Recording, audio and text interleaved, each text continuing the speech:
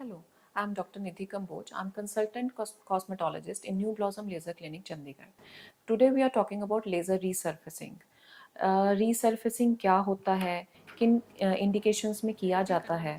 So as the name itself is suggesting resurfacing. अब इसमें जब हमें सरफेस को, स्किन के सरफेस को जब हमें रीलेवल करने की ज़रूरत होती है तो हम ये ट्रीटमेंट प्रेफर करते हैं. अब किन इंडिकेशंस में करते हैं? एक्ने स्कारिंग में प्रेफरेबली किया जाता है, जहाँ पे स्किन आप देखते हो कि एक्ने के बाद बहुत ज़्यादा अगर रेडनेस और इन्फ्लेमेशन के बाद स्किन के ऊपर खड्डे पड़ गए हैं या स्किन बम्पी हो गई है या अनइवन फील होती है, उन केसेस में हम ये स्किन ट्रीटमेंट करते हैं.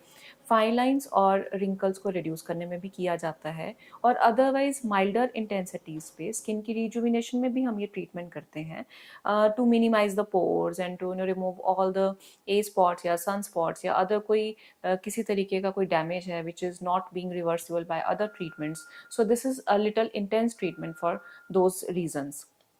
अब इसमें हम हाउ डज इट वर्क, अब हम इसमें करते क्या हैं कि लेज़र की जो पल्सेटिंग हीट होती है उसके हेल्प से जो स्किन को हम precisely layer by layer remove करते हैं इवेंचुअली इन एवरी सेटिंग.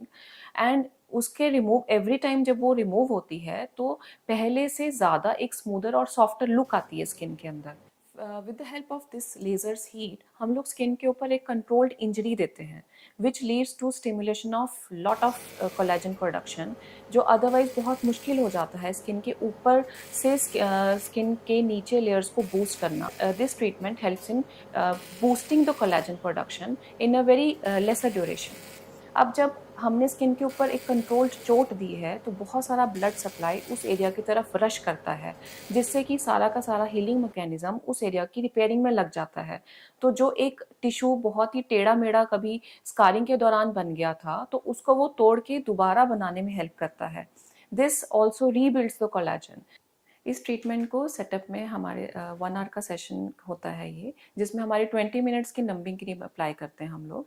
उसके बाद जब हम लेज़र की हीट देते हैं तो ये because this is a fractional CO2 laser use होता है तो ये स्किन के ऊपर एक मैश पैटर्न बना देता है. अब ये फ्रैक्शनल में स्किन को बर्न करने का क्या मोटिव रहता है कि जो बीच में हेल्दी लेयर्स का हम जोन छोड़ते हैं उससे रिकवरी बहुत फास्ट होती है और लिफ्टिंग को बहुत अच्छा बूस्ट मिल जाता है.